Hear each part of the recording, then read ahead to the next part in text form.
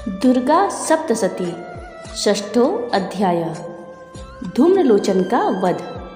मैं सर्वगेश्वर भैरव के अंग की निवासिनी परम श्रेष्ठ पद्यावती देवी की आराधना करती हूँ। वे देवी नागराज के आसन पर आसीन है।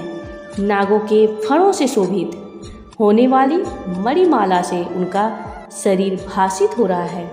उनके अंगों की दीप्ति सूर्य के समान है और 3 नेत्र उनके सौंदर्य का वर्धन कर रहे हैं। उनके हाथों में माला, कुंभ, कपाल और कमल है। मस्तक पर अर्धचंद्राकार मुकुट शोभायमान हो रहा है। ऋषि कहने लगे, देवी के मुख से ऐसी बात सुनकर दूत को बहुत आश्चर्य हुआ और उसने दैत्यराज के पास जाकर विस्तार पूर्वक पूरा समाचार कहा। दूत से ऐसा उत्तर सुनकर वह दैत्यराज अत्यंत क्रोधित हो उठा और अपने सेनानायक धूम्रलोचन से कहा, धूम्रलोचन, तुम अति शीघ्र अपनी सेना के साथ जाकर उस दुष्टा स्त्री का केश बलपूर्वक खींचते हुए यहाँ उठा लाओ। उसका रक्षक यदि यक्ष, गंधर्व, देवता आदि कोई भी हो तो तुम उसे अवश्य ही मार डालना। तब ऋषि ने कहा, शुंभ का आदेश पाकर वह धूम्रलोचन अपनी 60,000 सेना के साथ वहां से तुरंत ही चल पड़ा। वहां पहुंचकर उसने हिमालय पर निवास करने वाली देवी को देखा और ललकार कर आदेश भरे स्वर में कहा, अरे तू मेरे स्वामी शुंभ निशुंभ के पास चल। यदि इस समय तुम स्वेच्छा से मेरे साथ नहीं चलोगी तो मैं तुम्हारा केस पकड़कर घसीटते हुए जबरन ले चलूंगा।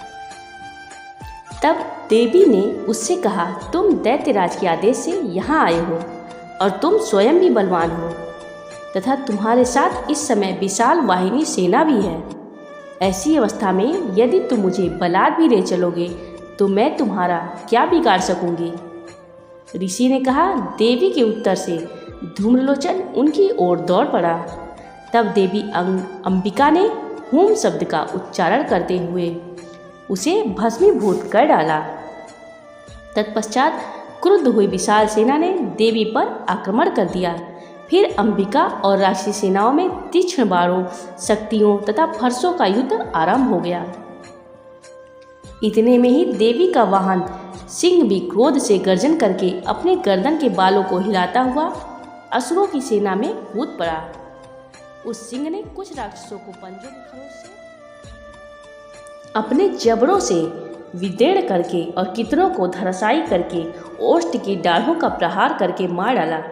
कितने दानवों का उस सिंह ने अपने नाखूनों से पेट फाड़ डाला। कितनों का सिर थप्पड़ मार मार कर धड़ से अलग कर दिया। कितनों की भुजाएं और मस्तक उससे काट खाए तथा अपनी गर्दन के बाल हिलाते हुए उसने कितनों के ही पेट चीरकर उनके रक्तपान कर डाले। अत्यंत क्रोधी देवी के उस महान महाबली सिंह ने क्षण मात्र में ही सारी दानव सेना का अंत कर दिया। शुंभ राक्षस को जब यह समाचार मिला कि युद्ध में धूम्रलोचन मारा गया और उसकी सारी सेना सिंह के द्वारा नष्ट हो गई, तब वह अत्यंत कुपित हुआ। क्रोध में आकर उसके अधरोष्ठ कंपित हो उठे। उसने चंडमुंड नामक 2 महाबली दैत्यों को आदेश दिया, हे चंड, हे मुंड, तुम लोग अपनी विशाल सेना लेकर जाओ और उस देवी को घसीट कर उसे बांधकर पकड़कर ले आओ।